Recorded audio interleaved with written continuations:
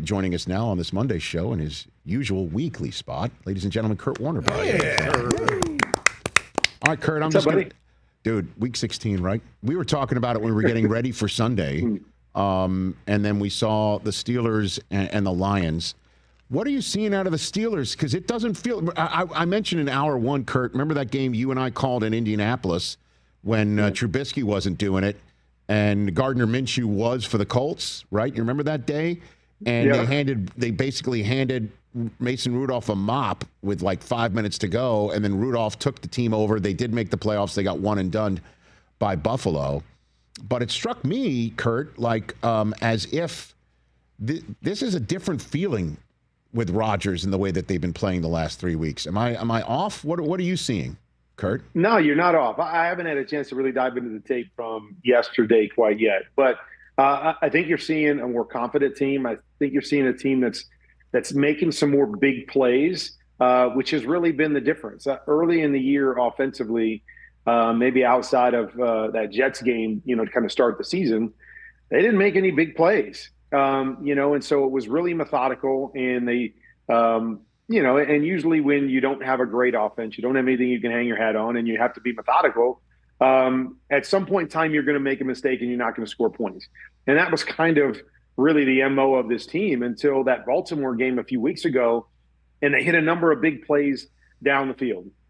And then last Monday night, it was still more methodical, but they hit some big plays to DK for a touchdown. And then MVS caught a longer play for a touchdown. And so they're starting to add that into the mix. And that to me has really been what the difference is these past few weeks of building some more confidence, is that they're not just going to be this dink and dunk team and 3 yards in a cloud of dust. Yesterday they got some huge runs, maybe not as many pass plays, but they got a couple huge runs from Jalen Moore. And that to me is the difference maker with a good offense in the National Football League, is the ability to get explosive plays. They were, very average offensively when they didn't get them. Now that they've been getting them, it's an uptick in who they are offensively. Feeds into some of the things that they do defensively, and now they're playing much better football than they have all year long. And again, I don't want to dive into games that you really haven't seen the film on. So which games have you already seen, maybe? What have you looked at? What have you checked out for QB confirmation? So I watched the Jacksonville and Denver game, which was obviously a big game. And, Trevor Lawrence just continues to play good football. I mean, talk about a team that pushes the ball down the field. I mean, I showed it a little yesterday on game day morning, but this isn't a dink and dunk team by any means. This is not a team that's just going to throw the ball at the line of scrimmage. They are going to threaten you down the field. Brian Thomas, who was struggling early in the year, has kind of come into his own. Jacoby Myers, which I think was an unbelievable pickup for them. The trade with Las Vegas has paid huge dividends. Travis Etienne has got a spring back in his step where he did early in his career, and then kind of lagged for a while, and then he's back doing some things. I mean, they are playing really good football, and Trevor just seems to be locked in terms of what they're asking him to do and getting to the right guy and playing on schedule. And, all those plays that we've talked about numerous times with Trevor, where you go into games and there's 5 or 6 plays that you just kind of shake your head and you can't figure out, how that happened or how he missed that or why he made that decision. He's not making those right now. And they went into Denver and really just beat down this really good Broncos defense. They had no answer. It's fun to watch them right now. And the more I watch them, the more I think, man, this is a team that could contend in the AFC because they're playing really good on defense. They good run defense. They don't give up a lot of big plays. And then they got a lot of playmakers on offense. So let's take these two together because they've got first-year head coaches that have instilled confidence within them, and we're seeing dividends. I might be oversimplifying what's going on with Caleb and Ben Johnson and Trevor and Liam Cohen. Let's take them one at a time. What throws are you seeing Trevor Lawrence make where you're like, yeah, that's the one that he's been missing. That's the one that's been an issue. What are you seeing? Anything? Yeah, I mean, the thing with Trevor is that you could never put your finger on it because, you would watch him play and he would make a specific throw, the week before. And then he comes back the next week and he just flat out misses it. Or, he would run a play and make good decisions on that play. And then he comes into a game and all of a sudden he just makes a terrible decision. And you're like, you've made this decision numerous times really well. And now you come in. And so those are the things that left you scratching your head, because it wasn't just, this one throw he can't make. He's shown the ability to do everything. It's just there was an inconsistency there that would just kind of drive you crazy. And I don't know what it was. I mean, you remember when we talked to him over in London, and he was talking about how nobody had ever really talked to him about tying his feet to the throws. And I was dumbfounded by it. I'm like, You're serious? Nobody's talked to you about your drop connecting to the throw that you're making, and so you're on time and on schedule? And he's like, no, my drops have always kind of been the same, and I just kind of do it and go play. And he said this year, they're focusing more on that. So maybe that's a little bit of the detail, like getting your feet set and getting them lined up, and having a purpose behind every drop that you take so it connects and your body is ready to make those throws.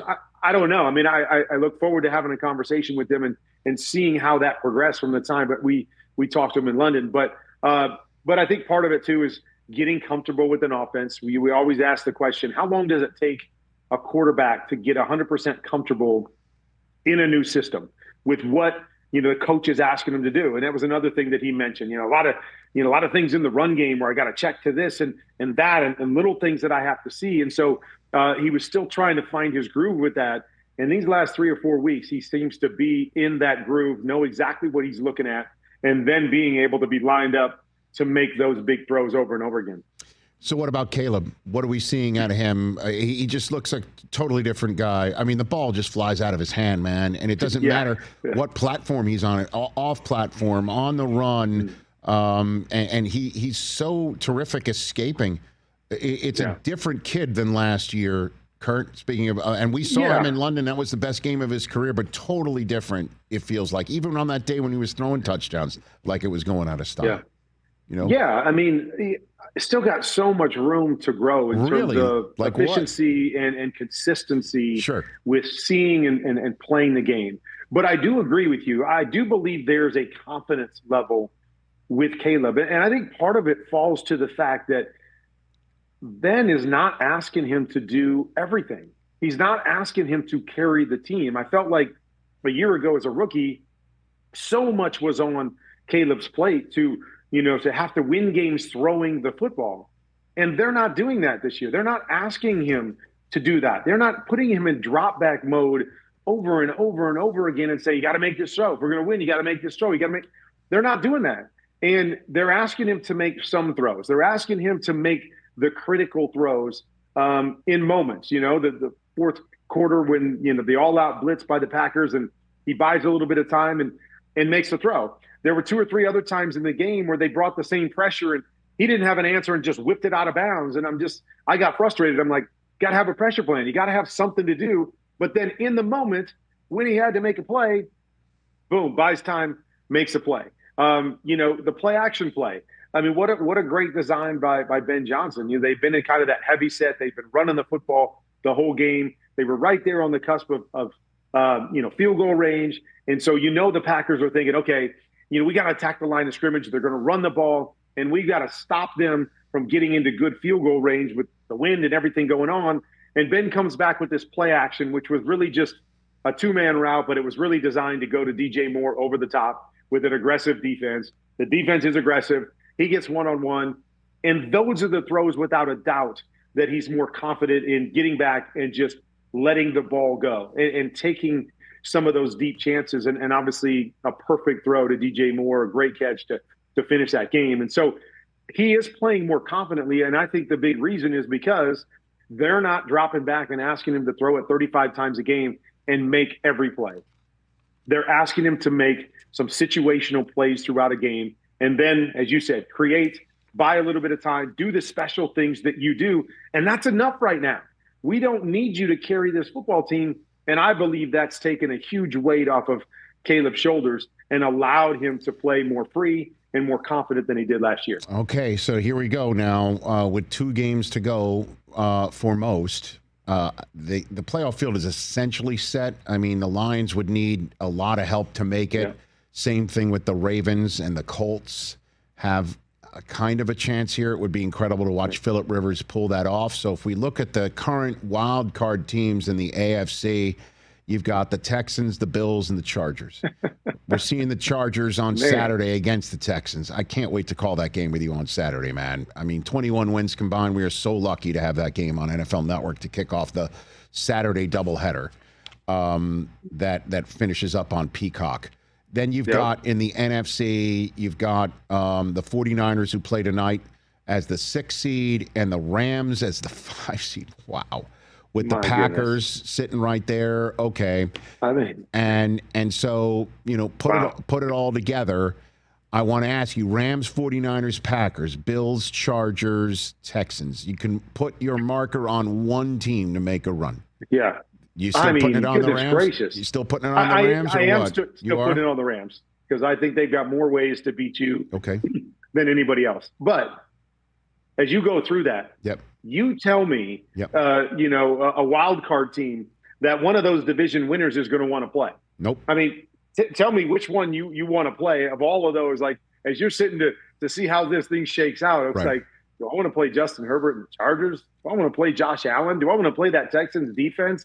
I mean, are you kidding me? I mean, the 49ers and the Rams, you know, 49ers obviously have been banged up, but they're playing good football. They still have a chance to get the number 1 seed if they went out and beat Seattle. I mean, unbelievable. You're not going to want to play Seattle. And then Green Bay, obviously, maybe the one team right now without Micah, that difference maker on defense, and then Jordan Love, you know, seeing what happens with him and concussion protocol and what happens at quarterback there.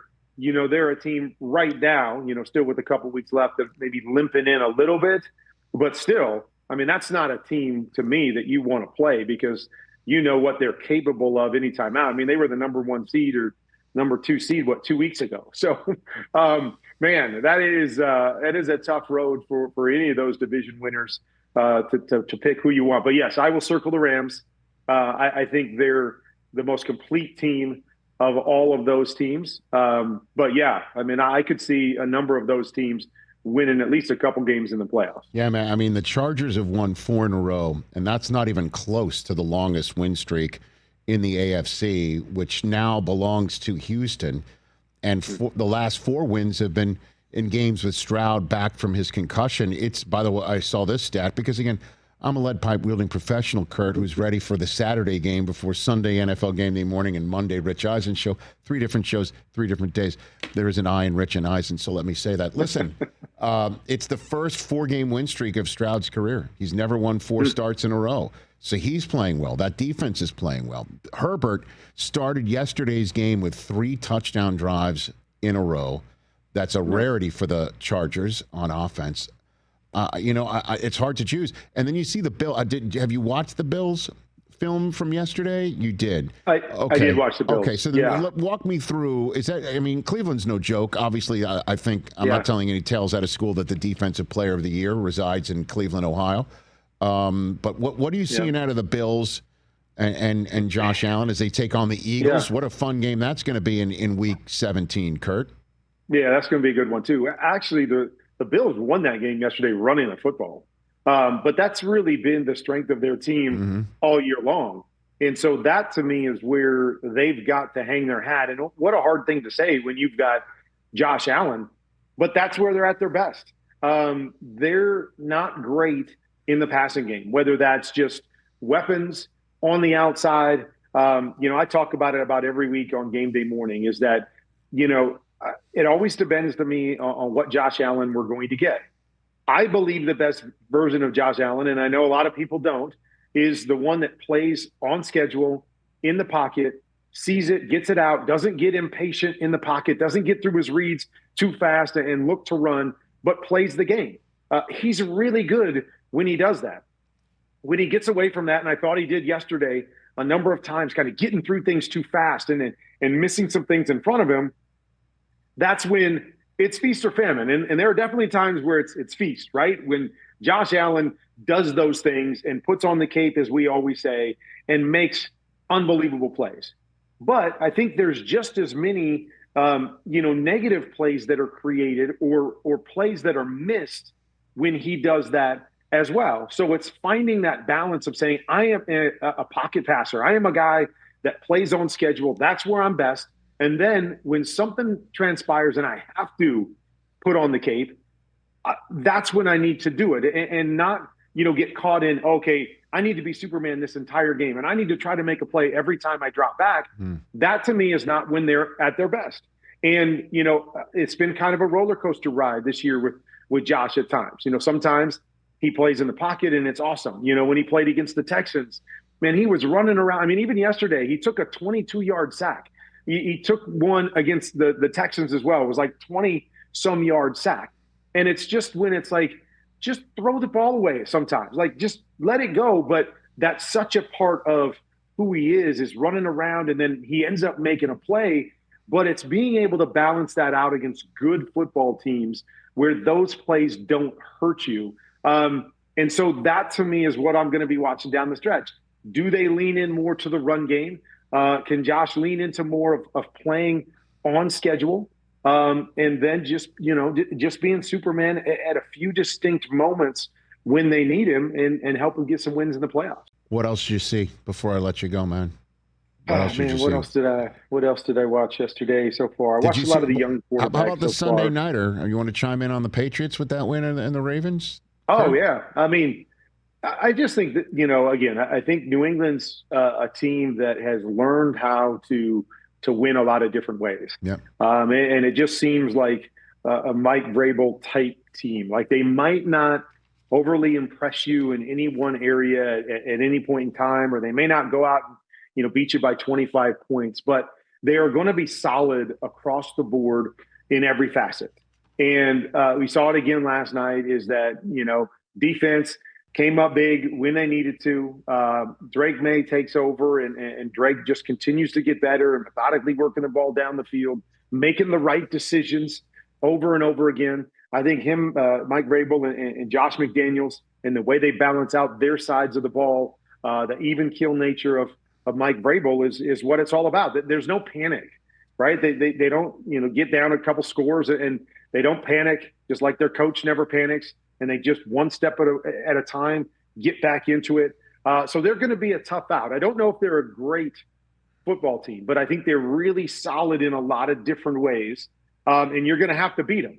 Like, you're going to have to go in and you're going to have to outplay them across the board to beat that football team, because if you don't, they're going to take advantage of it. So I like them. Obviously it was disappointing that, with Lamar, that they get up in that game and then obviously he suffers an injury and then they end up losing. And man, it's hard to believe that we're going to be in the playoffs, as we've talked about for the last couple of weeks, without Mahomes and Burrow and Lamar. It's crazy to think about in this day and age with as good as those guys are.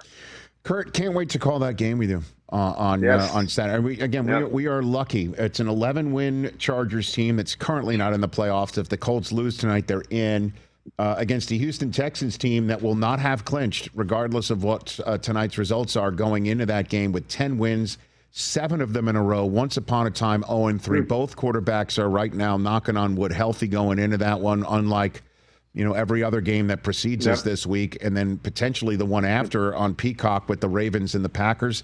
You and I are lucky, and I'm lucky to be sitting in a booth with you, sir. I look forward to it, man. I can't wait. Going to be a great one. I can't wait to talk to these two teams and get after it and see how it all shakes up, for Sunday morning's show. And Merry Christmas to you and Brenda and the entire Warner family, sir. I look forward to seeing you soon. Same to you and to your whole crew and to everybody listening. And happy Hanukkah and all the good stuff. Enjoy the holidays. Kurt Warner, everybody, right here on the Rich Eisen Show.